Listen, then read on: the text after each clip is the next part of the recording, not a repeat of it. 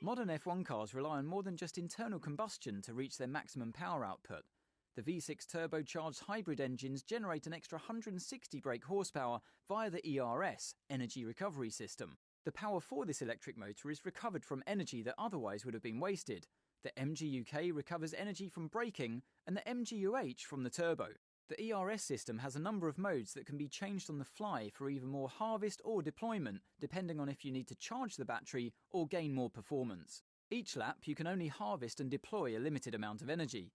This remaining value is visible on the MFD. This system will also degrade with use. As your energy store wears, the battery capacity will decrease. Additionally, as the MGUK wears, the rate you can harvest energy is slowed.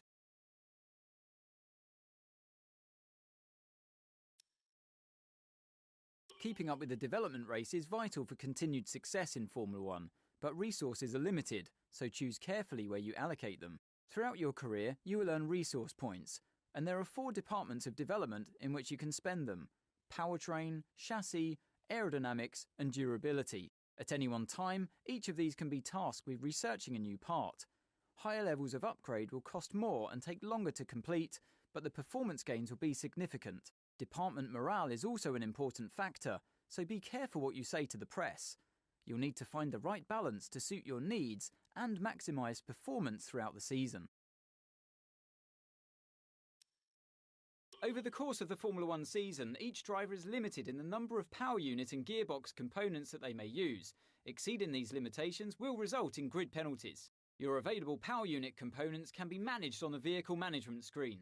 This is also where you can manage your gearbox, which must complete a designated number of consecutive race weekends. However, an additional gearbox is available exclusively for use in Free Practice 1 and 2. The multifunction display is a vital tool to give drivers control over their cars and make important information visible during a race. It's possible to cycle through the screens on the MFD to access the settings such as brake bias or the tyres to be fitted at the next pit stop, as well as car condition, component temperatures and race strategy information. When speaking to your engineer through the radio, the MFD is also the place where you'll be able to view and select your available commands.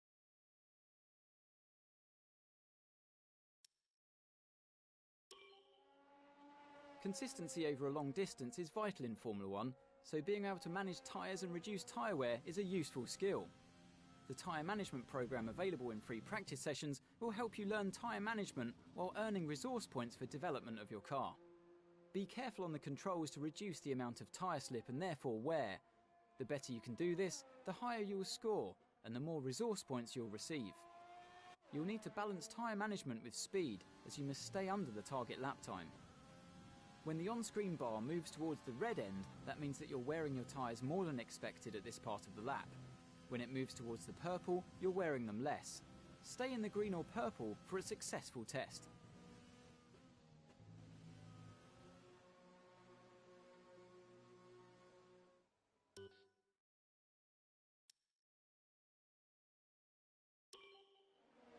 The safety car may be deployed if there is an incident or if the conditions are too dangerous to drive in. Once the safety car is out on track, there's no overtaking permitted, and you must keep your lap time above a minimum in order to safely form a queue behind it. You can judge your pace using the delta element of the on-screen display. Ensure you drive slowly enough to keep it positive. Once the line has formed, the safety car will re-enter the pits. Remember that there's no overtaking until the green flag at the line. If the incident is less severe, the virtual safety car may be deployed. It's not necessary to form a queue under the VSC, just stay above a certain delta time and obey the yellow flag rules until the virtual safety car period comes to an end.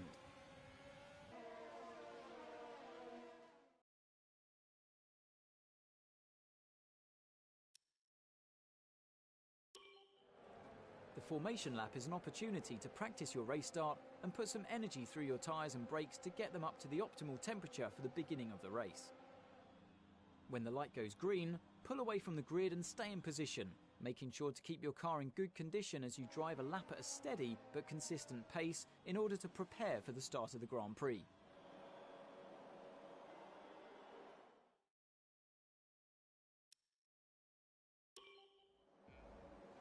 Races aren't won from the start line, but they can be lost, so getting a good start can make an important difference to your Grand Prix. As the lights come on, engage the clutch by holding the gear up button. Then, feed in the throttle to build up the revs. When the lights go out, release the clutch and it's away we go. But be careful not to release the clutch too early, or you may end up jumping the start. If your RPM is too low when you drop the clutch, your car may go into anti-stall. Don't panic if this happens, keep a cool head, clutch in, build up the RPM and then release the clutch, just like the start procedure to get underway again.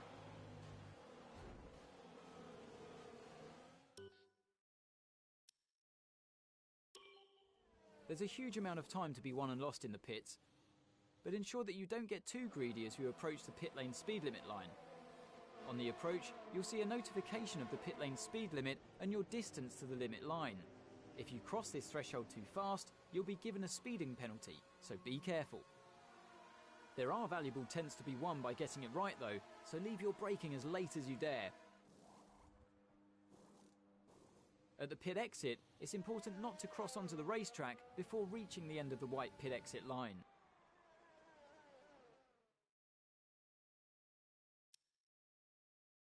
The drag reduction system, or DRS, opens a flap on the rear wing to reduce drag and improve the straight line speed of the car. Drivers are able to use this system in specific DRS zones as long as the circuit is dry. There are no additional restrictions to DRS use in practice and qualifying. However, in a race, the system can only be used when the driver is 1 second or less behind another. Watch the bar at the bottom of your multifunction display as you approach the DRS zone to see your distance to the activation point, and activate it by pressing the DRS button when the prompt appears. In the unforgiving world of Formula One, free practice sessions are a vital part of any Grand Prix weekend. During your F1 career, you'll be able to utilise these sessions to complete practice programmes which will help you learn the track and earn you points that can be invested in developing your car. You'll also be able to adjust your car setup over the course of these sessions to try and find those extra fractions of a second. The sporting regulations dictate that after each free practice session you'll have to hand back 2 sets of your dry tyre allocation for the weekend, so get the most out of them while you can.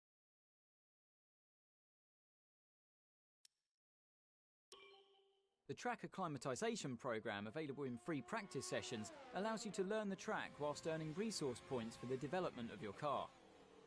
On-track markers show the key points through each corner, and the more of these you're able to consistently drive through at an appropriate speed, the higher your score and the more resource points you'll be rewarded with.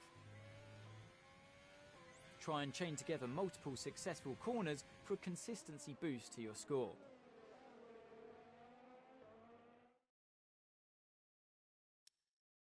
Tyre selection is a critical issue in Formula One, and the current tyre regulations give individual drivers more freedom than ever. Pirelli allow 13 sets of dry tyres and 7 sets of wet tyres for a full race weekend, so you need to be careful to make your allocation last the distance. From the dry sets, 3 are pre-selected by Pirelli and marked as mandatory for Q3 in the race, but drivers can adjust their allocation for the other 10 sets from the 3 available compounds. Just remember, during the Grand Prix, every driver must use one of Pirelli's mandatory tyres plus 1 set from a different compound.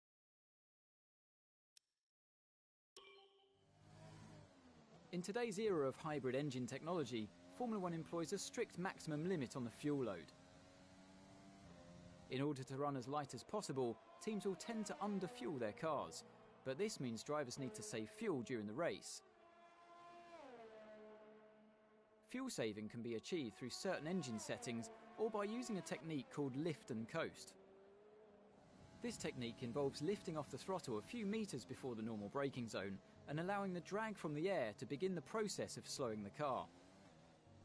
This reduces the amount of fuel used while keeping the speed relatively high. The best place to employ lift and coast is at the end of a long straight into a heavy braking zone.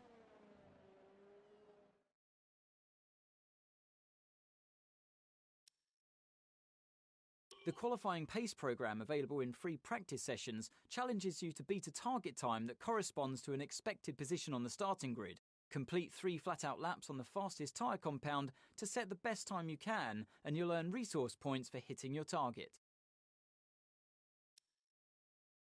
The race strategy programme is all about developing a personal race strategy. This test will help the team to understand how much fuel is required and also the best tyre policy to employ for the race. The results are determined from data which is directly affected by your driving style, so managing your fuel and tyre wear during the test, for example, will result in a strategy that caters to these qualities.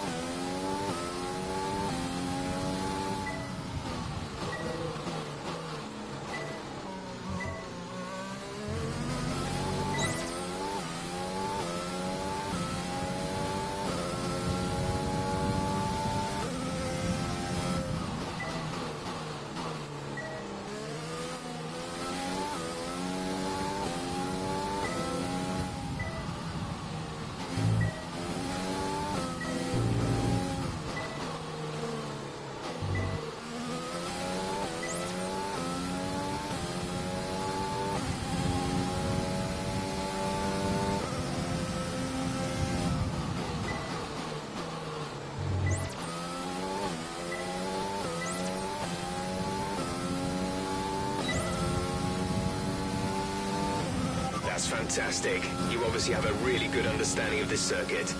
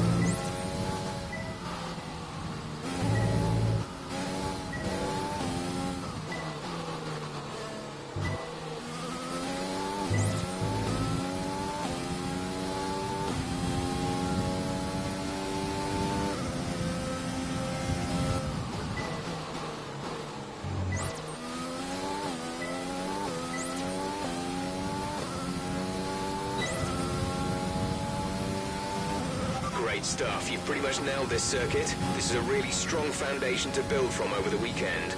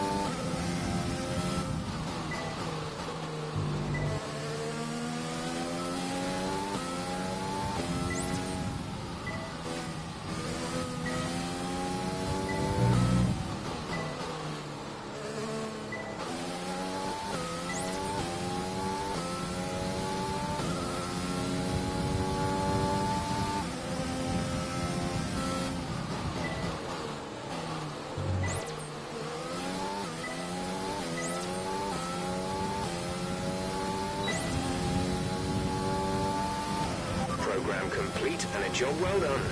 We got some excellent data with that run, so come on back to the garage and I can talk you through the numbers.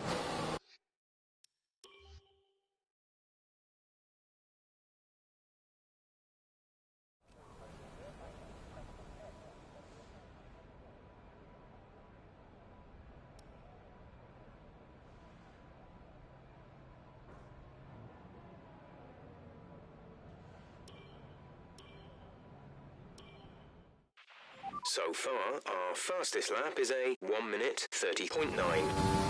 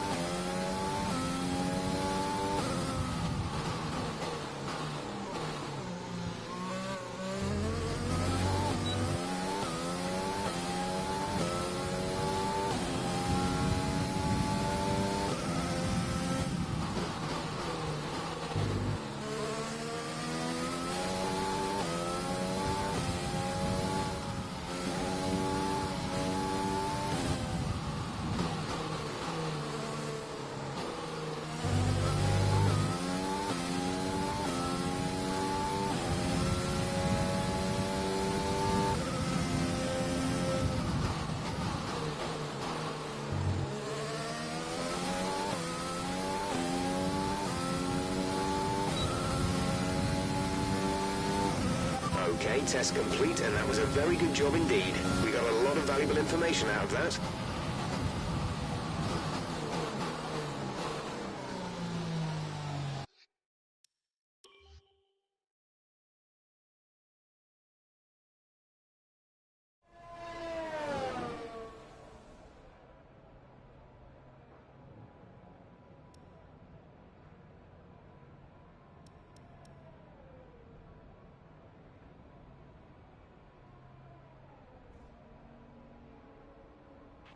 If you want to know specific information or make certain changes to the car during a pit stop, you can tell me what you want over the radio.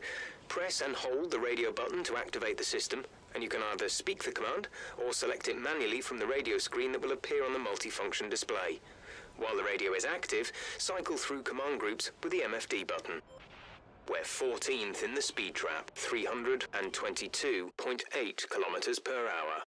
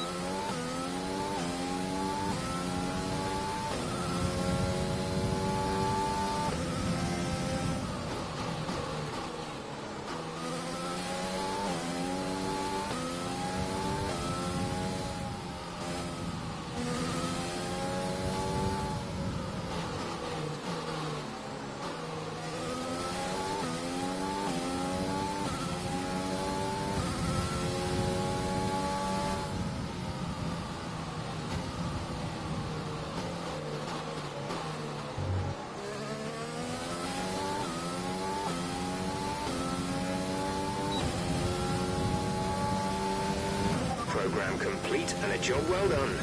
We got some excellent data with that run, so come on back to the garage and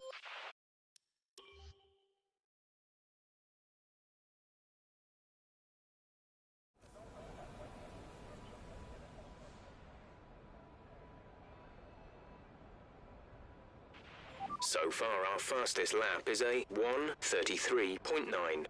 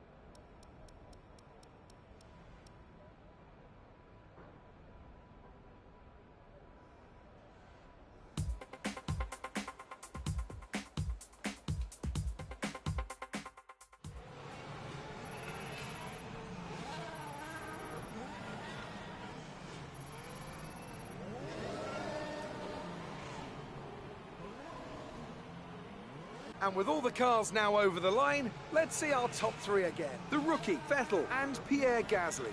And that's it. Practice is officially over. Until next time, goodbye.